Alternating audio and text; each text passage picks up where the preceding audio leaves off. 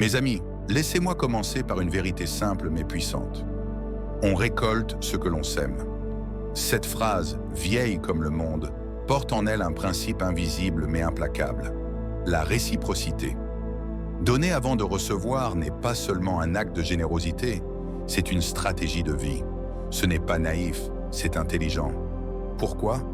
Parce que le monde fonctionne sur des échanges, d'idées, de services, de soutien. Et celui qui initie le don crée un mouvement qui revient vers lui, souvent multiplié. Imaginez la vie comme un écho. Ce que vous envoyez revient. Quand vous donnez de votre temps, de vos connaissances ou de votre énergie, vous placez des graines dans le jardin invisible des relations humaines.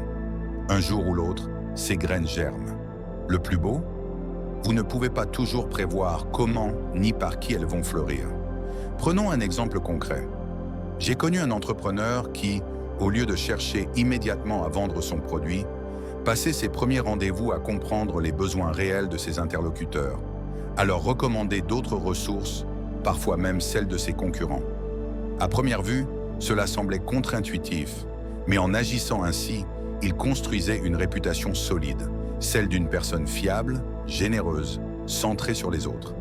Résultat, 3 ans plus tard, ses clients venaient à lui, sans prospection.